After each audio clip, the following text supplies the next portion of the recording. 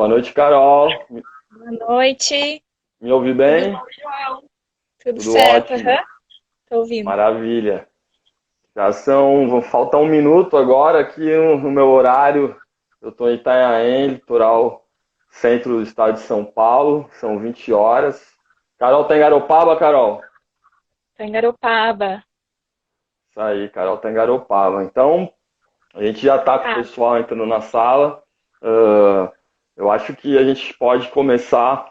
Vou fazer aqui uma introdução bem objetiva sobre o trabalho que a gente está desenvolvendo nessa edição do EcoSurf Talks. O EcoSurf Talks era um programa que a EcoSurf desenvolvia, que a gente fazia uma roda de diálogo presencial, sempre com convidados, e agora, por conta da quarentena, a gente mudou o formato, estamos fazendo virtual. Tivemos a primeira conversa semana passada sobre reservas de surf, foi bem interessante. E aí, ao longo das próximas semanas, sempre com algum convidado que tem algum trabalho relevante, que tem uma mensagem para a gente poder passar para a sociedade, vai estar aqui conosco, trazendo a sua visão de mundo, demonstrando aquilo que vem fazendo de impacto e propósito para a sociedade.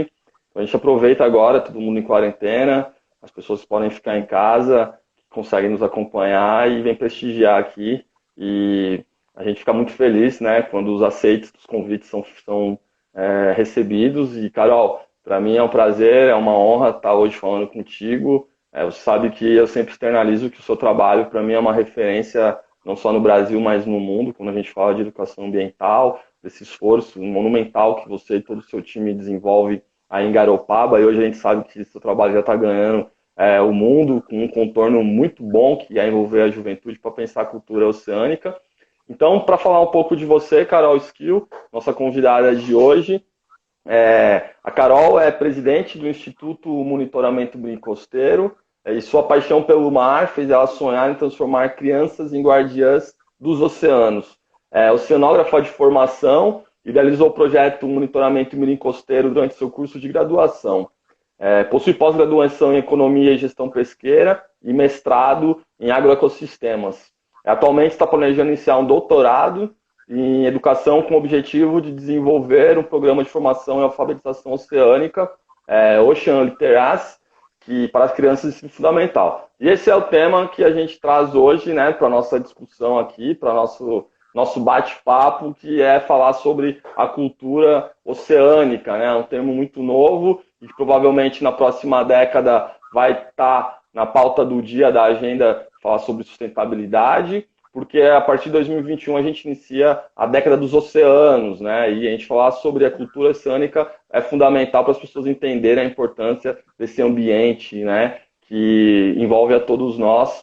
Então, Carol, para a gente começar aqui o nosso papo, queria que você falasse um pouco de você, de onde surgiu o seu interesse pelo mar, pelos oceanos. Vamos lá, Carol, é contigo. Obrigada, João. Primeiro eu queria agradecer o convite. É uma honra estar aqui trocando essa ideia, né? E essas experiências aí que a gente tem ao longo do caminho. Agradeço aí a participação também de todos que estão entrando, que eu estou vendo aqui tem vários amigos conhecidos. E para começar, então, assim, contar um pouquinho da minha história. Desde pequena, assim, eu tenho uma relação muito forte com o mar, não só com o mar, mas com a natureza como um todo. Mas foi dentro da água, assim, que eu me encontrei de fato, né? E sempre senti, assim, que existia uma conexão muito forte ali e que a minha vida ela ia acabar se desenvolvendo a partir dessa conexão com a água. Então, desde pequena eu sempre vinha para Garopaba veranear, eu sou gaúcha, mas aqui sempre conectada ao litoral catarinense. E eu tinha um tio que mergulhava também, e ele sempre vinha para cá e a gente ia para as ilhas aqui mergulhar e ele fazia scuba diving, né, mergulho autônomo. Eu era muito pequena, não podia mergulhar ainda com um cilindro, só mergulho livre, sempre queria ir mais fundo, né? Daí, quando eu fiz 15 anos, eu pedi de aniversário, então, o curso de mergulho, e fiz aqui em Garopaba mesmo o curso, e a partir dali foi uma virada de chave, assim, eu sabia que eu ia acabar seguindo aí uma carreira ligada ao mar, daí eu comecei a buscar o que tinha de opções, vi que tinha biologia marinha, a hora que eu descobri a oceanografia, Falei, pronto, é isso mesmo. Me apaixonei, assim, porque no fim a oceanografia ela estuda, né, todas as áreas dos oceanos, a biologia, a geologia, a química, a física, e daí fui buscar as opções de curso, acabei vendo que tinha uma mais próxima a Garopaba, na época era Itajaí, e daí fui para lá fazer o curso de oceano, né, e a partir daí, então, a gente começou a pensar em como ajudar através da profissão a contribuir para toda essa preservação que a gente precisa, né, das E nossas Carol, águas. eu conheço há algum tempo já, sei que você pega a onda e Sim. você acha que o surf fez a diferença na hora de escolher uma carreira profissional, para além do mergulho, que você falou que o que te despertou foi o mergulho, a gente sabe que o surf tem uma questão de comunidade, uma questão de interpretação do meio ambiente, de entender de clima, de entender de ondulação, enfim, são esses fatores que nos tornam ali, né, de certa forma, já esse sentinela do mar. Com certeza, eu já surfava antes de mergulhar também, sempre foi aquela coisa de brincar desde pequeno nas ondas, né? Se jogar de peito, depois se arrisca com uma pranchinha, daí quando vê já passa arrebentação.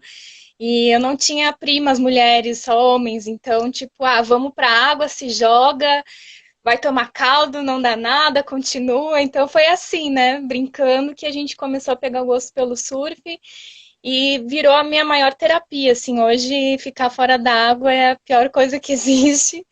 Eu agora em janeiro tive um acidente surfando de stand-up e acabei perfurando o tímpano, fiquei uma quarentena aí fora da água e foi assim, eu acho que a coisa mais difícil que eu já passei até hoje.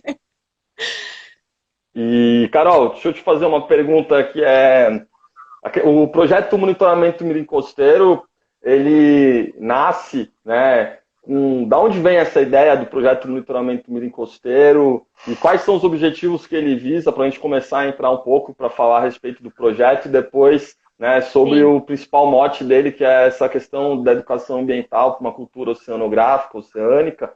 Então, conta um pouco do projeto, até porque é um projeto que inspira muitas pessoas e você como referência a todo o seu trabalho e da onde veio, né, essa semente que você cuida tanto, que está germinando e dando tantos frutos? Então, a ideia do projeto, a primeira sementinha dele surgiu ainda quando eu estava fazendo o curso de oceanografia.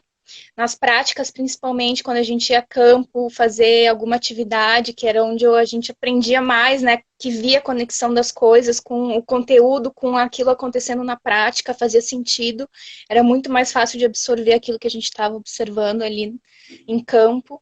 E daí eu comecei a pensar naquela época ainda, né? Poxa, tem tantas crianças que moram no litoral, mas não têm a mínima ideia, né? Elas vão para a praia, não sabem do que está feito aquela areia, como é que surgiu toda aquela água do mar, por que que ficou salgada, como é que se entra no mar com segurança, o local certo, né, onde está o banco de areia, enfim, todas essas questões que são muito básicas, né, do ecossistema onde a gente mora, mas que a maioria não sabe, né? Eu fui aprender mais durante o curso de oceanografia.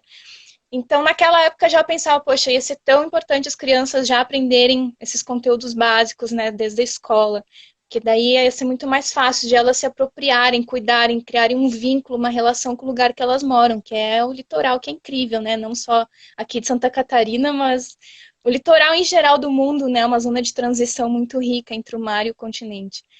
Então, depois que eu terminei o curso de oceanografia, eu acabei indo fazer uma pós-graduação lá na Espanha, e daí, quando eu estava voltando para cá, para o Brasil, eu conheci lá um amigo que trabalhava na Oceana, uma ONG, né, internacional. Uhum. Ele me convidou para organizar o Dia Mundial de Limpeza de Rios e Praias lá em Canárias, onde eu estava morando. E daí eu falei, poxa, agora eu estou voltando para o Brasil. Daí ele me passou o contato do coordenador aqui do Brasil, na época era o Caio, né, Sim. lá de Patuba.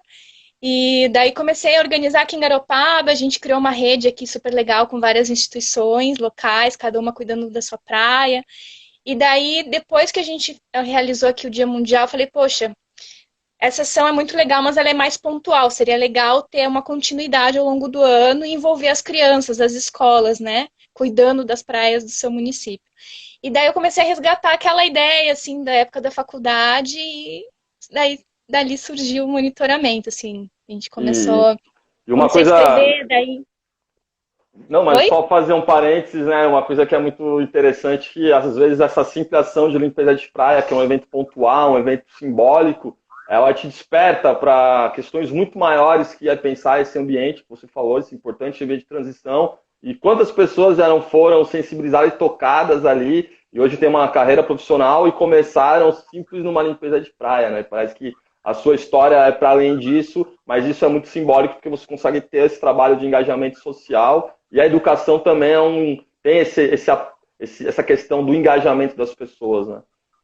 Com certeza, a limpeza de praia ela é fundamental, assim, a gente vê que é um gancho bem importante com a comunidade, com a sociedade, né, com diversos atores que estão ali associados à costa, porque principalmente essa limpeza que a gente registra os resultados, né, não é só aquela limpeza que a gente vai para a praia e cata tudo que dá e deu, põe no saco e vai embora.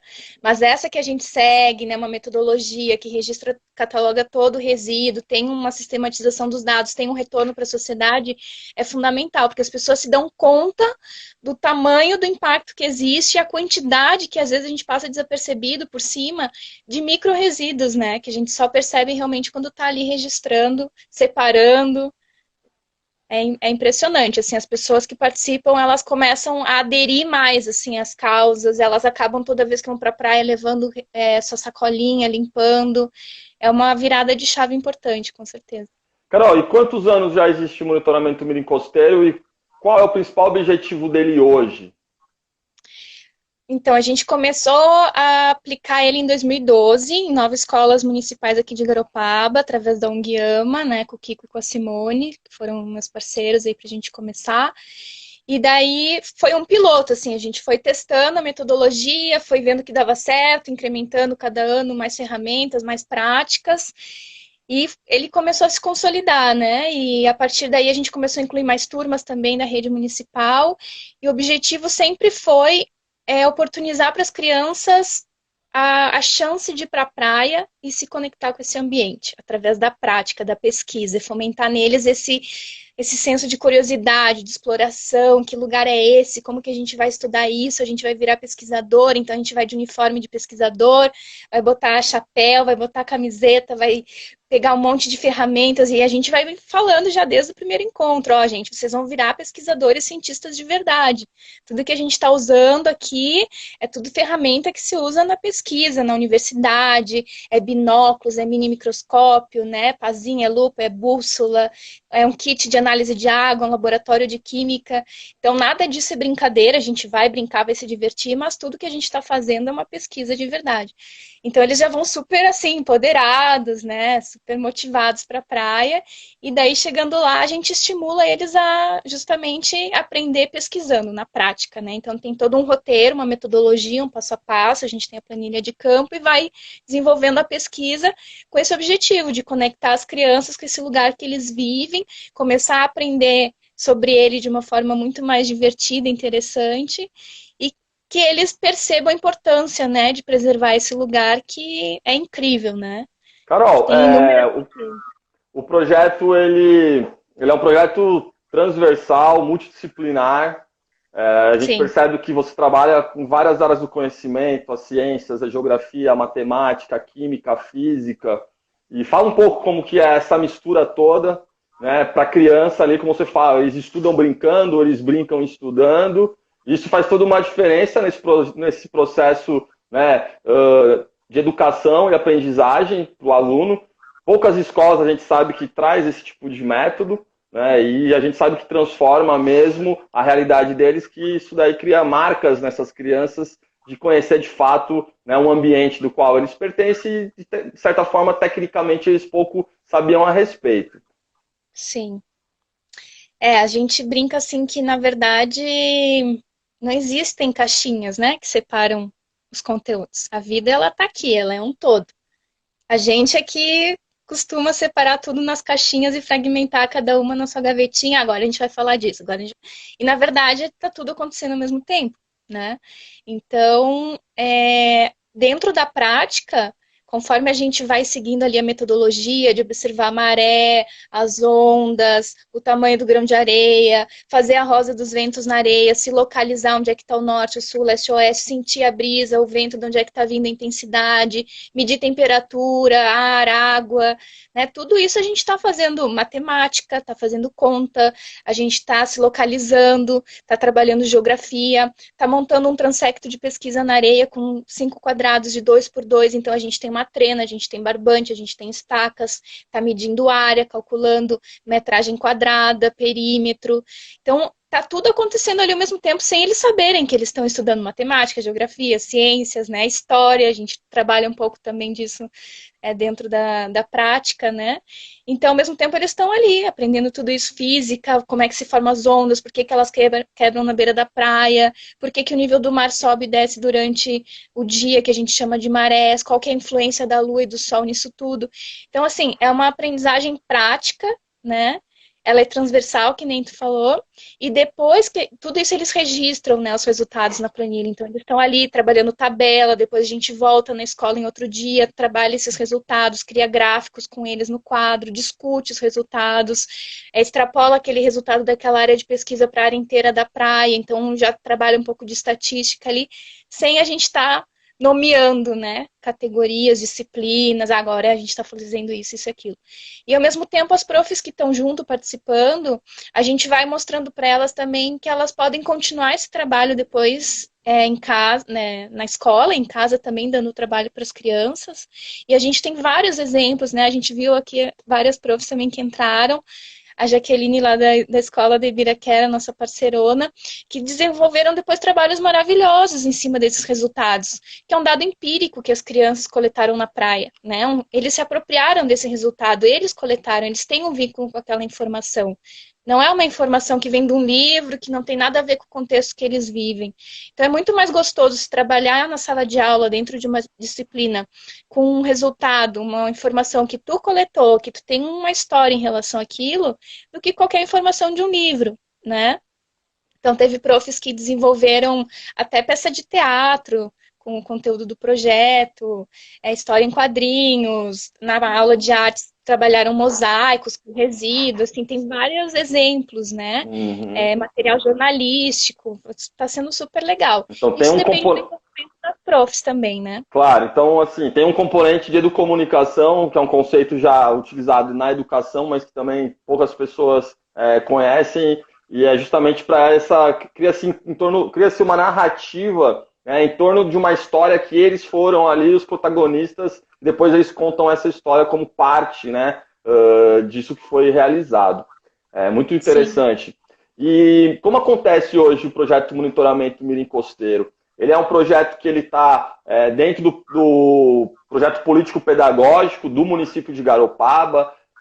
Quais cidades vocês estão atuando hoje? Quantas escolas?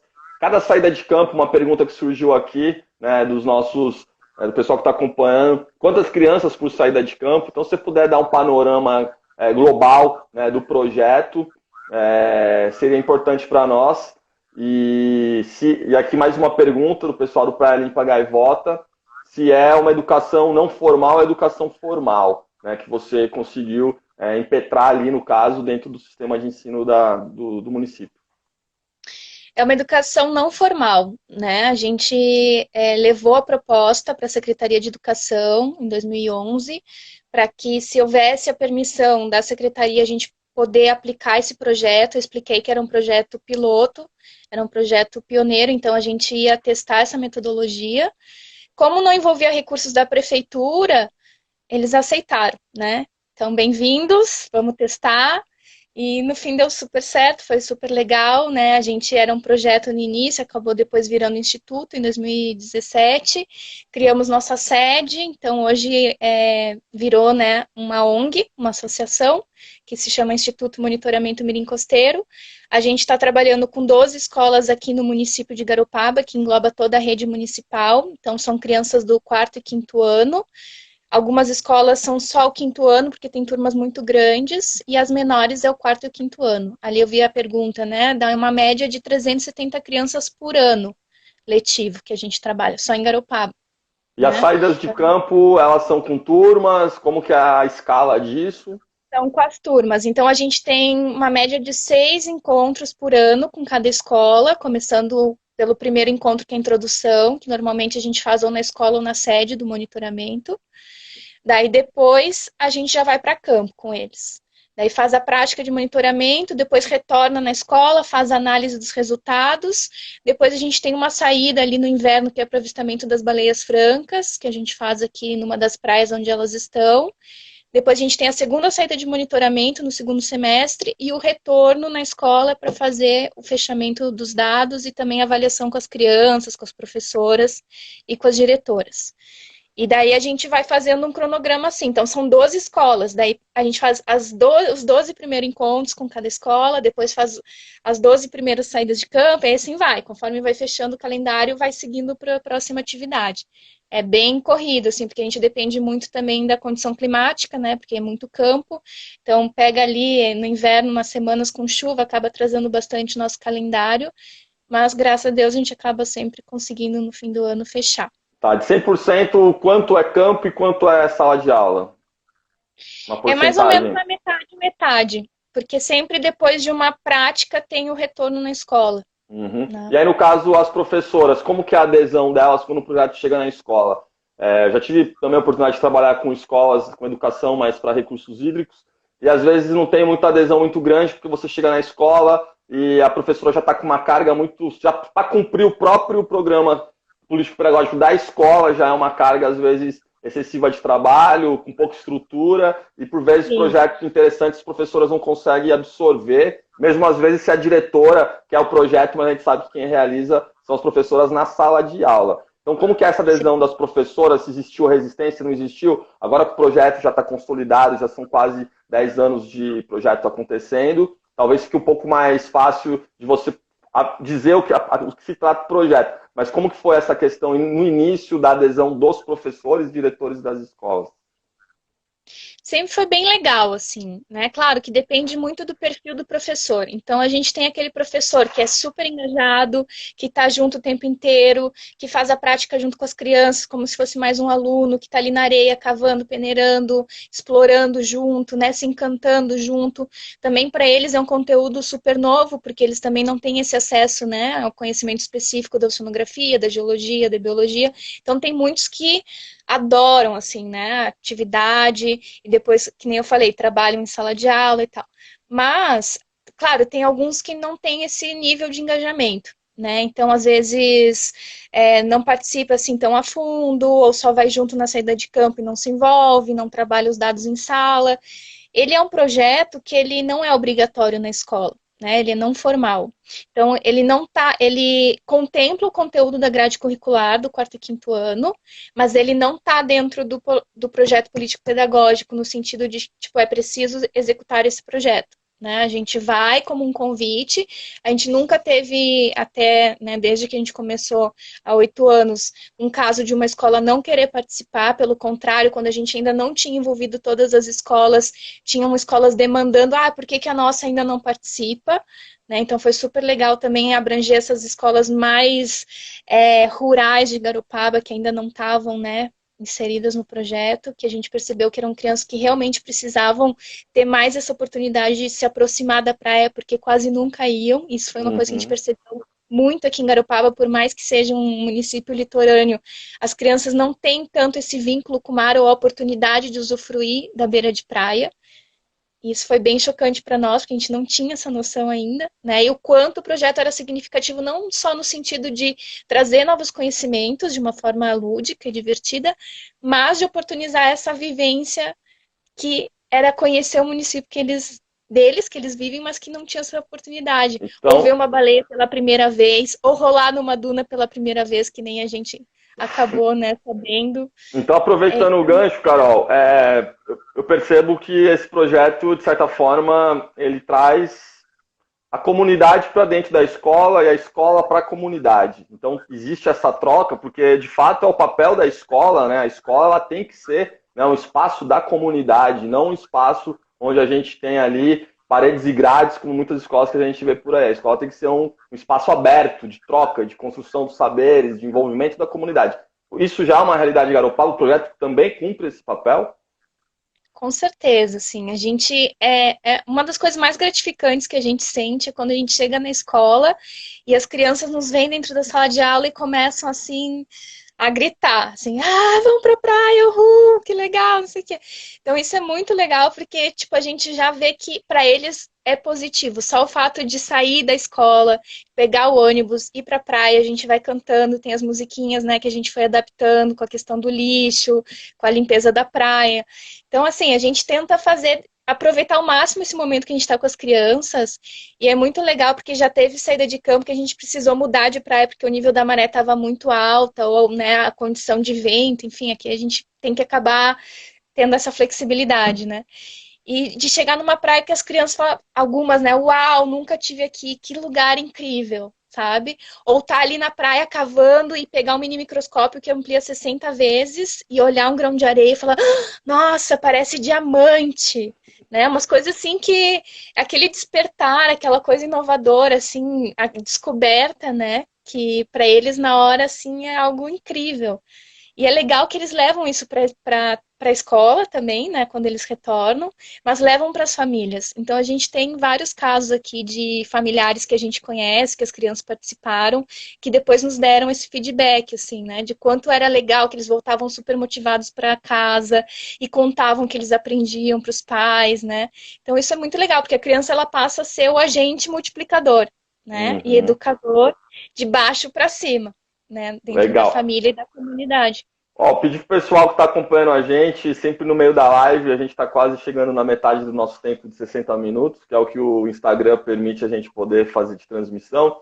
Queria dizer, pedir pro pessoal que quiser ali, colocar o nome, a cidade e o estado, né, onde vocês estão assistindo, é sempre importante conseguir entender essa distribuição do pessoal que acompanha a gente. E as perguntas eu estou anotando aqui também, quem quiser fazer as perguntas para a Carol, eu vou estar anotando e depois, ao final, a gente reserva um tempo para poder essas perguntas serem respondidas. E, Carol, seguindo a nossa pauta aqui, hoje o projeto Monitoramento Mirim Costeiro já é reconhecido dentro do Brasil. Né? Você sente esse impacto, está mudando a percepção dos jovens que participam do projeto, dos professores sobre a importância de falar dos oceanos. Então, assim, hoje você já tem um projeto reconhecido, você sente que eles já incorporaram, dizendo que é importante sim falar dos oceanos? Sim, principalmente essas escolas, né, que estão desde o início, professores que também já estão acompanhando a gente desde de 2012 que a gente começou, né? A gente vê que existe um engajamento. E essas crianças, algumas que a gente consegue acompanhar, que são, né, filhos de amigos nossos, que a gente vê esse crescimento e desenvolvimento deles também. É muito legal ver a postura, assim, em relação à questão, principalmente da poluição e do cuidado com a vida marinha, né? Essa mudança assim que acontece. Poxa, eu fui na praia, não sabia que tinha tanto lixo, tanta bituca de cigarro, tanto microplástico. Os pellets é uma super descoberta para eles, né? Porque a princípio parece um grãozinho de areia, mas a hora que eles entendem que aquilo é uma bolinha de plástico, que aquilo vai se transformar em um outro produto, né? Que acaba se espalhando pelo mar inteiro quando se perde assim nas correntes, a gente vê que existe uma associação, né? Eles começam a linkar, assim. A gente trabalha muito a questão do consumo também. Por que que aquele resíduo foi parar na praia? De onde é que ele veio? Começar a fazer o caminho reverso, né? A gente está na praia, a gente vê o problema, mas como que aquilo surgiu? Né? Desde o princípio. Então, a gente já começa a refletir a partir do consumo, de ir no mercado, né? De escolher o produto, a embalagem, tentar sempre escolher a produção local, que tenha menos plástico, enfim, a gente vai fazendo sempre o caminho reverso, né? Então é um projeto que ele, de certa forma, quando a gente fala de oceanos, eu sempre costumo dizer, quando a gente fala de cultura oceânica, como a gente conecta as pessoas com os oceanos, eu sempre digo que a cada 2 respirações que a gente dá, uma é porque o oceano existe, porque o oxigênio que a gente respira, mais da metade é produzido dos oceanos, então só por isso ele é importante na nossa vida. Então quando você consegue incluir, né, essa cultura de respeito ao meio ambiente, dizer que o impacto da vida social impacta a biodiversidade marinha, no caso vocês estão aí na Rota da Baleia Franca, eles já vivem essa realidade, então de fato é uma prática que eles conseguem levar para casa e imprimir no seu dia a dia por conta de tudo que vocês vêm trazendo de informação, conhecimento, sobretudo essa prática, que é o que faz, eu acredito eu, a diferença e, obviamente, pela competência da equipe que você tem, que a gente sabe que são pessoas extraordinárias e com uma capacidade didática, pedagógica muito boa, né? Carol, o projeto ele está sendo premiado, a gente sabe que você recebe prêmios aí pela América do Sul, é um reconhecimento que a gente sabe que é importante isso, que amplia, né, a voz, impulsiona. E fale para nós quais foram os prêmios que você já receberam, né, esses reconhecimentos. A gente recebeu alguns, né? O mais importante que a gente considera, assim, foi em 2017, foi o Prêmio América Latina Verde, que a gente foi a Guayaquil defender, digamos, né, essa premiação diante de uma banca de especialistas. Então, a gente estava entre os finalistas de um prêmio chamado América Latina Verdes dentro da categoria Oceanos. Então, foram mais de 2.400 projetos, né, e existe todo um júri ali, a gente foi para lá e teve que apresentar, né, o projeto, e eu acho que o fato, a gente estava concorrendo com um projeto do Chile, super grande, que é Chile Esmar, que era na costa inteira do Chile, envolvendo a universidade, um projeto super forte, que a gente ficou super parceiros deles também, e um projeto lá do Peru, se eu não me engano, que também era com reserva marinha. E a gente lá, os pequenininhos, né, de Garopaba, aquela ONG e tal, no fim, acho que a gente conseguiu cativar um pouquinho pelo coração, pela causa do projeto, e conseguimos aí esse reconhecimento como o melhor projeto da América Latina, né, na categoria Oceanos. E a partir daí também, antes disso a gente teve outros projetos, então aqui a nível de Santa Catarina a gente já ganhou o prêmio do Guga Kirten, e depois também aqui o FIES, que a gente foi semifinalista. Depois, ano passado, a gente ganhou um prêmio chamado Nana Menini Medina, que foi dentro de um congresso internacional de educação ambiental, na categoria não formal. A gente foi semifinalista também do prêmio Itaú Unicef. Teve uma série aí, né? A gente foi reconhecido como tecnologia social pela Fundação Banco do Brasil, então isso nos dá uma credibilidade para replicar a nossa metodologia de ensino a nível, né, mais de escala mesmo, de poder estar levando isso para um público maior, replicando, né, em unidades, daí depois também tem que falar sobre isso, né, das unidades do monitoramento. E a gente está também dentro ali como um comitê voluntário da ONU, na ODS 14, e na rede ali da Sustainable Ocean Alliance, né? A gente está criando um hub lá dentro também para fomentar aí essa educação ambiental. Certo. Carol, e uma pergunta que está surgindo aqui, o pessoal, como que é o financiamento do projeto?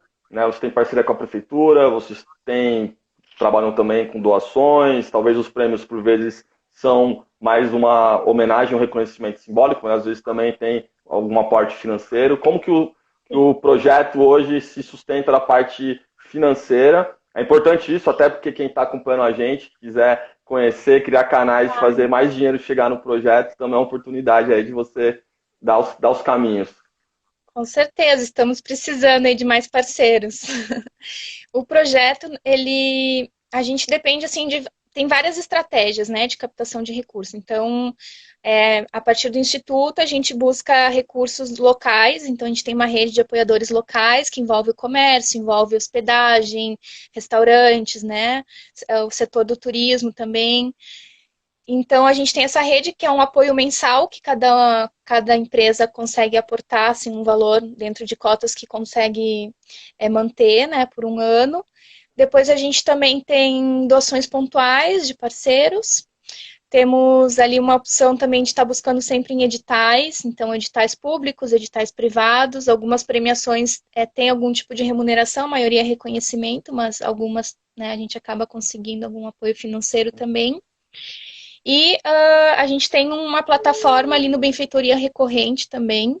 Então, quem quiser apoiar a pessoa física, né, que quiser ajudar aí com R$ 20 mensais, 30, o valor que quiser, pode apoiar, que daí é um valor recorrente que cai mensalmente. Então a gente está sempre buscando, eventualmente a gente faz algum evento, no passado a gente fez um brechó também, né, para angariar recursos. E a gente tem, na sede, a gente tem uma lojinha também do Instituto, então tem algumas coisas ali para vender, a gente oferece algumas atividades no contraturno, algumas oficinas. A gente vai fazendo assim, né, somando um pouquinho de cada estratégia para compor aí um mínimo para a gente poder estar trabalhando. Mas com certeza o nosso maior desafio, né, a gente tem uma equipe aí super poderosa, mas que é difícil a gente estar podendo viver só disso, né? Então, nosso objetivo é poder cada vez ter uma base mais estruturada para a gente poder se dedicar mais tempo e inovar, criar material, expandir, né? Levar para outros lugares o projeto. Carol, recentemente você esteve em Portugal e a gente sabe que lá tem um trabalho, né, o país ali, a gente sabe que a academia portuguesa gera muito conhecimento sobre a questão costeira e marinha. E você esteve lá justamente para fazer um intercâmbio de conhecimento sobre cultura oceânica. Então, conta um pouco Sim. para a gente o que seria a cultura oceânica na visão dos portugueses, o que seria a cultura oceânica na sua visão e o que essa troca, né, traz de positivo para o projeto aqui no Brasil. Essa parceria foi super legal, assim, porque ela começou no Rio de Janeiro, num workshop que teve da ONU no passado, da década dos oceanos. E daí lá eu conheci a Raquel Costa, que é a coordenadora do programa Escola Azul de Portugal. E daí a gente se conectou porque a gente tem projetos assim que se complementam, digamos, né? Ela tem lá uma rede de escolas que trabalham a cultura oceânica, que eles chamam, né, de literacia dos oceanos, tem esse termo lá em Portugal. E a gente tem um trabalho prático de pesquisa com crianças na praia. Então foi super legal porque a gente viu ali um potencial enorme de parceria, né, a longo prazo. E com essa ideia também de fazer o doutorado, acabei indo para lá e conheci lá várias escolas. Teve um encontro lá também da rede Escola Azul, onde eu participei, pude fazer 2 oficinas lá em Nazaré, né, com a escola, uma com as crianças do segundo ano na própria escola e a outra na praia com os alunos do ensino médio. Então foi super legal essa troca, foi um desafio também, né?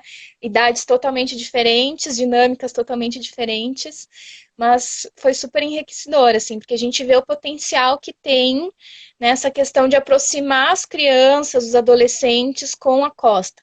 E tanto aqui quanto lá, a gente percebeu que esse vínculo das crianças com o mar, com a praia, ele não é tão forte quanto a gente imagina por eles estarem morando no litoral. E que a escola, ela explora muito pouco esse ambiente como ambiente de aprendizagem, né? Como sala de aula de fato, né? Uma sala viva, uma sala dinâmica, uma sala que está ali em constante transformação. Que tudo passa a ser motivo de aprendizagem, de observação, de reflexão, de entendimento, né? Então, a gente vê essa questão da cultura oceânica como algo ainda muito incipiente, que mesmo em Portugal, que, né, tem já uma tradição muito grande dentro dessa educação marinha nas Uhum. escolas e programas governamentais, ainda tem muito que se fazer, embora eles já sejam um exemplo a nível mundial, né? Então, a ideia é a gente se inspirar neles também e trazer esse programa para cá, né? Certificar as escolas que a gente também já trabalha aqui. Então, esse ano a gente quer fazer um piloto de certificar uma escola aqui em Garopaba, como Escola Azul, e tá fazendo esse intercâmbio, né? De a gente levar a prática para lá, capacitar alguns educadores lá para aplicar essa metodologia de pesquisa na praia com as crianças e também certificar algumas escolas aqui como Escola Azul. Certo, então já aproveitando o gancho, né, seguindo aqui a nossa pauta, um dos formatos que vocês hoje trabalham, a gente sabe que em Ubatuba também está acontecendo, vocês já fizeram formação lá, que é a capilaridade, que é onde vocês estão conseguindo expandir, que é a franquia social do monitoramento do milho costeiro. Então surgiu uma pergunta aqui anteriormente, se você tem expectativa de levar para outros estados brasileiros o projeto, então se você puder explicar como que funciona a questão da franquia social, como as pessoas podem se inscrever ou aderir, como que é esse processo, esse passo a passo. Aí a gente já entra dentro da missão, né, nossa do Instituto. E a nossa missão é justamente criar aí uma rede de guardiões mirins dos oceanos, a longo prazo, ao longo do litoral brasileiro, ao longo do mundo, onde a gente conseguir chegar. Não existe limites, né, até a gente conseguir aí, alcançar. Então, A gente começou no ano passado, 2019, a capacitar educadores para replicar a nossa metodologia.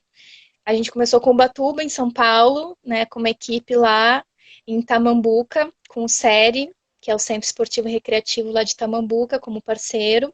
A Laura, que é a coordenadora do monitoramento Mirim lá, foi minha colega de oceanografia na Univale. Então, ela me chamou, Carol, quero muito trabalhar com esse projeto aqui. Ela articulou com o SERI lá e a gente conseguiu, né, levar o projeto para lá. Fizemos o curso de capacitação com 12 educadores que envolviam biólogos, geólogos, oceanógrafos, técnicos na área do meio ambiente. Foi super legal. Envolvemos as professoras e diretoras também das escolas. E eles aplicaram no passado lá o projeto e a gente viu que é possível e, mais que tudo, ele precisa sempre ter ali a flexibilidade de adaptar o contexto local. Então, aqui em Garopaba, a gente tem um ecossistema e temos uma espécie bandeira, uma APA de uma baleia franca, né, que é a nossa espécie chave aqui, mas lá em Ubatuba eles têm as bacias hidrográficas, tem o manguezal, né, então como inserir esse contexto dentro da prática? Então, em vez aqui de ver a baleia, que a gente faz uma saída para isso, lá eles foram para dentro do Parque da Serra do Mar, andar de barco dentro do manguezal. E foi super legal. E até foi a mais impactante para eles essa atividade do que a prática do monitoramento na praia, né, na avaliação do fim do ano. Então a gente viu que tem um potencial enorme, assim, e justamente podendo abrir para que sempre seja possível adaptar o contexto local, a cultura local, sempre valorizando aquilo que está ali de riqueza, né, tanto natural quanto cultural. E daí a gente começou então a estruturar isso como uma forma de poder replicar, né, para outros locais. Então, esse ano a gente vai fazer aqui uma capacitação em Florianópolis dos educadores, junto com o IMA, né, que é o Instituto do Meio Ambiente, para que se possa começar a replicar nas escolas aqui no entorno dos parques. Então, vai ser ali no Parque do Rio Vermelho, né, com 3 escolas, um piloto. Se der tudo certo, a ideia é, ano que vem, estar multiplicando para outros municípios também. Aqui em Bituba, nosso município vizinho também, a gente vai começar a fazer a prática ali com as escolas públicas, municipais. E a ideia é essa, cada vez estruturar uma forma de a gente poder levar essa metodologia e capacitar novos educadores. A gente ainda não tem isso formatado, assim, o modelo é assim, é uma franquia social, vai funcionar assim, assim. Não, a gente está ainda nessa fase de construção, sentindo conforme está vindo as demandas, a gente quer aplicar aqui, como é que faz? Então, o curso está formatado de capacitação, mas a gente está vendo como viabilizar, né, e estruturar isso para que justamente a gente consiga fazer essa rede, não só espalhar por aí monitores mirins, né, capacitar aí novos monitores, mas que a gente consiga conectar essas crianças, porque a rede é isso. É criar esse elo, esse vínculo. Então, imagina a criança daqui, o monitor mirim de Garopaba, conectado com a criança, o monitor mirim lá de Ubatuba, a gente fazendo videoconferências, eles trocando de ideias, de dados, de resultados que obtiveram em campo, pensando projetos juntos, então, de como que a gente pode resolver esses problemas que a gente está observando na nossa pesquisa. A ideia é fomentar justamente isso e criar um banco de dados, né? Uma Uhum. plataforma que possa subsidiar políticas públicas, discussões, fazer aí um intercâmbio entre escolas, Uma fazer comunidade de campanha, aprendizagem mesmo. comunidade de aprendizagem. É Perfeito. isso aí. Carol, então assim, você deve ter uma demanda represada de pessoas querendo ter o monitoramento Mirim nas suas cidades, né? E aí, essa demanda, elas são pessoas do poder público, são outras organizações da sociedade civil, e como que você está recebendo essas demandas e qual seria o canal para as pessoas falarem com vocês para entenderem, né, essa dinâmica que vocês vão começar mais para frente a desenvolver? Sim. Essas demandas, elas vêm de várias naturezas, assim, então tem desde das ONGs, né, que já fazem um trabalho com sua comunidade, que querem replicar, tem demanda de prefeitura, que nem é o caso aqui de Imbituba, tem demanda do governo, no caso do IMA, né, que a gente fechou aqui em Florianópolis, tem de universidades também, de professores de universidade, então, assim, a gente está recebendo várias demandas de vários públicos diferentes, mas a gente entende que a forma de replicar ela é a mesma, só adaptando aos contextos locais, né? E a forma de se fazer isso é buscar em conjunto. Então, a gente quer replicar aqui, quais são as condições que, né, se tem para que isso possa chegar, se tem como comprar o material, como que vocês vão fazer para angariar esse recurso, porque tem que comprar o kit de ferramentas, tem o uniforme das crianças, né? Tem o mínimo de requisitos que precisa ser viável para que o projeto aconteça. Né? Se os educadores vão ser voluntários ou se eles vão precisar ser remunerados, tudo isso tem que ser visto, né, estudado para ver o potencial que tem de ser replicado. E aí o canal para as pessoas falarem com vocês hoje é o site, redes sociais, o Monitoramento Mirim Costeiro, tem algum outro contato? No site tem o nosso e-mail, tem o contato, né, o telefone, depois a gente pode deixar aqui também, nas redes sociais, todas têm nossos contatos aí. Uhum. Carol, e o que você espera para o futuro do projeto Monitoramento Mirim Costeiro? Acho que você já deu aqui alguns sinais, né, do caminho que vocês estão, essa trajetória que vocês estão percorrendo, mas qual que é a sua visão de futuro e como que você quer fazer para alcançar isso? Então, nossa visão é alcançar essa missão aí, que é formar essa rede de crianças, né, conectadas, como guardiãs dos oceanos, no mundo inteiro, né, onde a gente conseguir chegar. Então, a gente já imagina as crianças de vários países aí podendo se conectar online, tendo uma plataforma, um aplicativo, formas de interagir, de criar projetos, ações em suas comunidades, né, ter impacto, assim, para tentar reverter esses problemas que eles estão observando em campo na pesquisa deles. E o modo de a gente conseguir alcançar isso, eu acho que é muito nesse trabalho que a gente está fazendo hoje, de formiguinha, de rede, de se conectar, de estar participando, né, dessas ações internacionais, locais, regionais, tá trabalhando em rede mesmo, que um vai fortalecendo o outro, um vai passando, né, o teu contato, o teu projeto para outras pessoas, e isso vai se disseminando. Carol, acho que tem algumas perguntas aqui, então vamos recapitular, que teve pessoas que entraram depois do que a gente já tinha falado a respeito. Então, repete para a gente qual o nível o grau de ensino ali que o pessoal que vocês atendem, né? Se for o quarto e o quinto ano, é isso? É que, na verdade, a gente tem um público mais abrangente que isso, porque o projeto, depois que ele virou instituto, a gente abriu outros braços de ações, né, educativas. Então, nas escolas, que é o programa que a gente faz na rede pública, é o quarto e o quinto ano. Então, a maioria das escolas é só o quinto, porque são turmas maiores, mas tem escolas menores que a gente engloba o quarto e o quinto, que daí junta as duas turmas.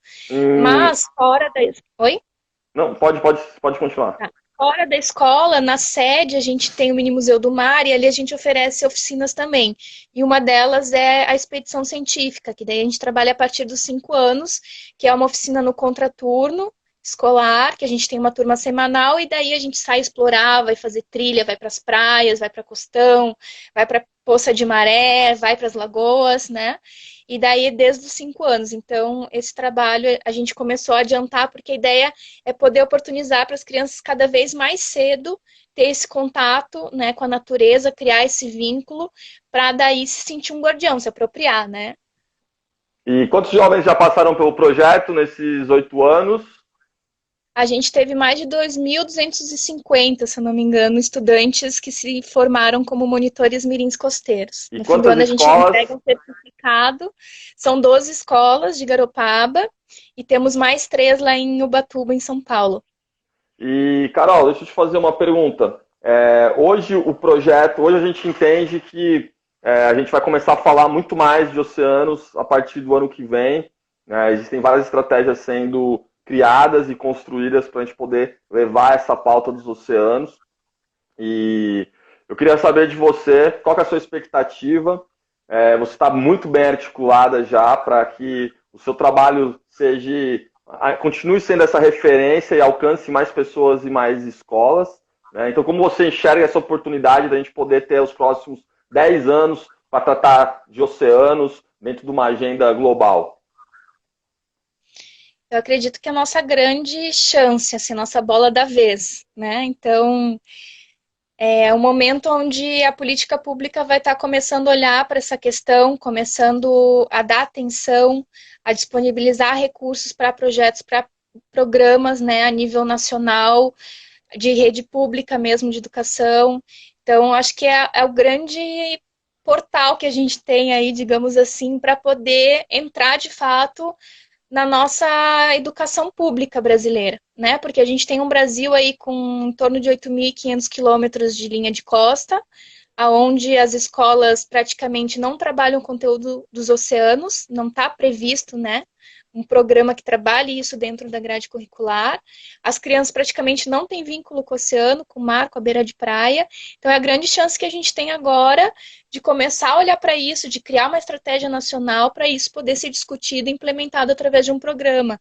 E até o meu projeto do doutorado, ele vai focar um pouquinho em contribuir de alguma forma, né, com ferramentas, com materiais didáticos, com programas para que a gente possa aí trabalhar um pouquinho desse conteúdo dos oceanos desde do pré, né, desde o Sim. pré-escolar, aí de forma lúdica. E assim, uma pergunta que está vindo aqui recorrente, você falou que o projeto se adapta à realidade, às peculiaridades do lugar. Então, por exemplo, o Batuba pensa a questão da perspectiva do projeto na bacia hidrográfica, tudo que acontece no rio acaba chegando no mar, então existe essa flexibilidade, né, de você poder trabalhar exatamente com aquele ambiente do lugar, do território. Sim, com certeza. Lá em Ubatuba foi super legal, assim, porque teve essa questão de são várias microbacias, né? E o tema da microbacia ela era assim, trabalhada de forma ainda muito incipiente, superficial na escola, e a equipe de lá que está multiplicando o monitoramento decidiu focar bastante nesse tema, criou dinâmicas, né, jogos, várias atividades justamente para reforçar isso na escola. E foi super legal, porque eles estão inseridos dentro da bacia, eles começaram a olhar a bacia de uma outra forma. De uma forma muito mais abrangente, sistêmica, né? Olhando de fora e entrando para dentro dela até ir para dentro do mangue e ver como que isso tudo vai desaguar no mar e vai interferir na costa. Foi Perfeito, super Carol. legal. É uma pergunta que veio aqui: o monitoramento mini-costeiro aceita voluntários? Vocês têm um programa de voluntariado lá? Já puder passar o Temos. contato aqui para quem tiver interesse? Temos sim, é só entrar no nosso site, tem lá o nosso contato, tem como enviar um e-mail para nós direto do site, e daí a gente vai vendo as possibilidades, né, de disponibilidade de tempo, enfim, se pode ser presencial ou não, a gente vai vendo formas de contribuição, mas com certeza a gente precisa, né, bastante aí de apoiadores, temos várias demandas aí para dar conta, e toda ajuda é bem-vinda. Ah, eu vi aqui a Carol, Laura colocou. as Não, a comunidades Laura, que é a tradicionais. coordenadora do monitoramento, né, Mirim Costeiro em Ubatuba, tem a questão das comunidades tradicionais também, né, que a gente trabalha bastante, assim, essa questão do resgate cultural, de valorizar a cultura local. Então, uma das coisas na beira de praia também a gente olha e observa que tipo de expressão cultural existe ali, se ainda existe a pesca artesanal, no caso aqui a gente tem a época da tainha, que é super forte, né, então o que eles estão pescando naquela época, quais são as famílias ali que estão envolvidas, às vezes são os pais das crianças que estão ali pescando na praia. Isso é super legal. Carol, então a gente está chegando no final aqui da nossa transmissão, temos ainda mais 4 minutos, então eu queria que você deixasse um recado, fizesse aí o seu encerramento, e eu já agradeço de pronto pela oportunidade de estar te entrevistando, falando contigo aqui nesse bate-papo super de boa, tranquilo. Quero também aí deixar um abraço para toda a sua equipe, para o Kiko, para a Amanda, o pessoal que te apoia aqui. Eu acho que vocês são um conjunto de pessoas notáveis, então deixe seu recado aí para a gente. Queria agradecer aqui a presença de todos, né? Que tô vendo que tem várias pessoas com várias perguntas. Tá aqui toda a equipe também, a Amanda, o Kiko, a Cris, o Alan.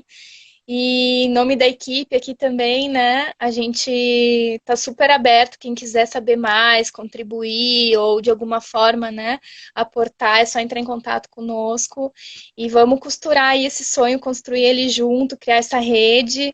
O mais importante para nós é poder estar conectando essas crianças aí que são os futuros, né, guardiões mirins dos oceanos, com esse ambiente que a gente tem, que é incrível, que é a nossa costa, e podendo estar contribuindo, plantando essa sementinha, né? Que às vezes é só o simples fato de tirar eles da sala de aula, botar eles na praia, que já é um despertar enorme. Então a gente tem percebido isso ao longo do tempo, que não é o conteúdo que a gente passa que é o que toca neles, né? É a vivência, a prática, o sentimento, eu estar na praia, vivenciar aquele momento ali que é único. Pô, show de bola, Carol. Emocionante mesmo o seu depoimento e a sua vida é isso mesmo. A gente sabe que vocês fazem a diferença aí. Então, eu queria também deixar aqui um informe final. Todo o conteúdo da live a gente transforma em um podcast que vai ser disponibilizado também nas redes sociais. O vídeo também a gente vai disponibilizar tanto na plataforma do YouTube quanto na plataforma do Facebook. Então, eu queria agradecer a todos vocês aí pela paciência, pelo horário. Semana que vem, na segunda-feira, a gente tem um convidado também muito especial, que vai estar falando sobre a questão de uma vida nos oceanos, então é uma surpresa. A partir de quinta-feira a gente vai estar divulgando quem é essa grande figura, né, brasileira e mundial que vai estar conosco. Então, parabéns aí para todo mundo que participou, ficou conosco até agora. Um grande beijo, um forte abraço aos amigos aí de todo o Brasil que estão nos acompanhando. Seguimos juntos e também mandem as suas pautas, né, assuntos que vocês queiram ver aqui na live da EcoSurf, do EcoSurf Talks. Mandem para nós através das redes sociais que a gente vai tentar aí atender a todos os pedidos. E dúvidas e outras perguntas que ficarem em haver aqui, podem comentar na página do monitoramento costeiro da EcoSurf, que a gente faz chegar na Carol e a gente faz essas respostas também alcançar vocês. Valeu, gente. Obrigado. Boa semana a todos aí. Quem puder, fique em casa e vamos sair dessa junto. Um beijo, um abraço. Até mais. Obrigada, João. Obrigada, pessoal.